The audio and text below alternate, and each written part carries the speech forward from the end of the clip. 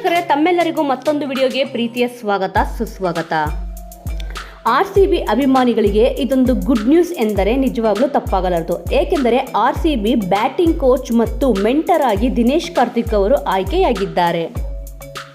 Indian premier league ಟೂರ್ನಿಯ 18ನೇ ಆವೃತ್ತಿ ಇನ್ನು ಸಾಕಷ್ಟು ಸಮಯ ಬಾಕಿ ಇರುವಾಗಲೇ ತನ್ನ ನೂತನ ಬ್ಯಾಟಿಂಗ್ ಕೋಚ್ ಹಾಗೂ ಮೆಂಟರ್ ಆಗಿ ಮಾಜಿ ಕ್ರಿಕೆಟಿಗ ದಿನೇಶ್ ಕಾರ್ತಿಕ್ ಅವರನ್ನು ನೇಮಕ ಮಾಡಿಕೊಂಡಿದೆ.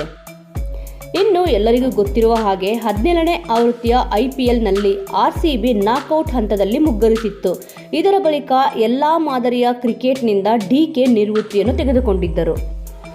ಇನ್ನು ಎಲ್ಲ ಮಾದರಿಯ ಕ್ರಿಕೆಟ್ಗೆ ರಿಟೈರ್ಮೆಂಟ್ ಹೇಳಿರುವ ಮಾಜಿ ಕ್ರಿಕೆಟಿಗ ದಿನೇಶ್ ಕಾರ್ತಿಕ್ ಇದೀಗ ಕೋಚಿಂಗ್ ಕಡೆಗೆ ಮುಖ ಮಾಡಿದ್ದಾರೆ. 2025ರ ಸಾಲಿನ ಇಂಡಿಯನ್ ಪ್ರೀಮಿಯರ್ ಲೀಗ್ ಟೂರ್ನಿ ಮೂಲಕ ತಮ್ಮ ಕೋಚಿಂಗ್ ಕೆರಿಯರ್ ಶುರು ಮಾಡಲು DK ಅವರು ಕಾತುರದಿಂದ ಕಾಯುತ್ತಿದ್ದಾರೆ. ಇನ್ನು ತಮ್ಮ ನೆಚ್ಚಿನ ರಾಯಲ್ ಚಾಲೆಂಜರ್ಸ್ ಬೆಂಗಳೂರು ತಂಡಕ್ಕೆ ನೂತನ ಬ್ಯಾಟಿಂಗ್ ಕೋಚ್ ಮತ್ತು ಮೆಂಟರ್ ಆಗಿ ನೇಮಕಗೊಂಡಿದ್ದಾರೆ. ದಿನೇಶ್ ಕಾರ್ತಿಕ್ ಅವರು ರಿಟೈರ್ಮೆಂಟ್ ಆದ ನಂತರ ಕ್ರಿಕೆಟ್ ಕಾಮೆಂಟ್ರಿಯಲ್ಲಿ ಅವರು ಅಪಾರ ಆಸಕ್ತಿಯನ್ನು ಹೊಂದಿದ್ದರು. ಇವರನ್ನು ಕ್ರಿಕೆಟ್ ಕಾಮೆಂಟ್ರಿಯಲ್ಲಿ ನೋಡಬಹುದು ಎಂದು ಅಭಿಮಾನಿಗಳು ಅಂದುಕೊಂಡಿದ್ದರು. ಆದರೆ ಇದೀಗ ಕ್ರಿಕೆಟ್ ಕೋಚಿಂಗ್ ಮೂಲಕ ವೃತ್ತಿ ಬದುಕು ಶುರು ಮಾಡಲು ಮುಂದಾಗಿದ್ದಾರೆ. ಅದು ನಮ್ಮ ಹೆಮ್ಮೆಯ RCB ಟೀಮ್ನೊಂದಿಗೆ.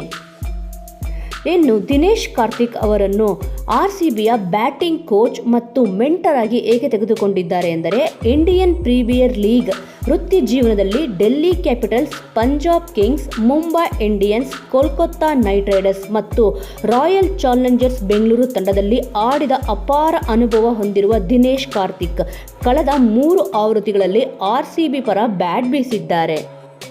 ಇನ್ನು ತಂಡದಲ್ಲಿ ವಿಕೆಟ್ ಕೀಪಿಂಗ್ ಜೊತೆಗೆ ಅತ್ಯುತ್ತಮ ಮ್ಯಾಚ್ ಫಿನಿಷರ್ ಆಗಿಯೂ ಇವರು ಕೆಲಸ ಮಾಡಿ ಮಿಂಚಿದ್ದಾರೆ. ಇನ್ನು 2020 ಕ್ರಿಕೆಟ್ನಲ್ಲಿ ಅವರು ಹೊಂದಿರುವ ಅಪಾರ ಅನುಭವ ಇದನ್ನು ಸದ್ಬಳಕೆ ಮಾಡಿಕೊಳ್ಳುವ ನಿಟ್ಟಿನಲ್ಲಿ RCB ಟೀಮ್ ಮ್ಯಾನೇಜ್ಮೆಂಟ್ ಈ ಮಹತ್ವದ ನಿರ್ಧಾರವನ್ನು ತೆಗೆದುಕೊಂಡಿದೆ. ಇನ್ನು RCB ತಂಡಕ್ಕೆ ಒಬ್ಬ ಆಟಗಾರನಾಗಿ ತಂಡಕ್ಕೆ ಚೊಚ್ಚಲ ಟ್ರೋಫಿ ಗೆದ್ದುಕೊಡಲು ದಿನೇಶ್ ಕಾರ್ತಿಕ್ ಅವರು ವಿಫಲರಾಗಿದ್ದರು. ಇದೀಗ ಕೋಚ್ ಆಗಿ ಆ ಕನಸನ್ನು ನನಸು ಮಾಡುವರೇ ಎಂದು ಕಾದು ನೋಡಬೇಕಿದೆ.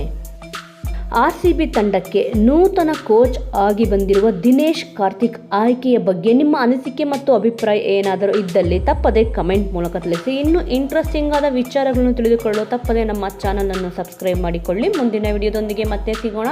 ಜೈ ಹಿಂದ್, ಜೈ ಕರ್ನಾಟಕ.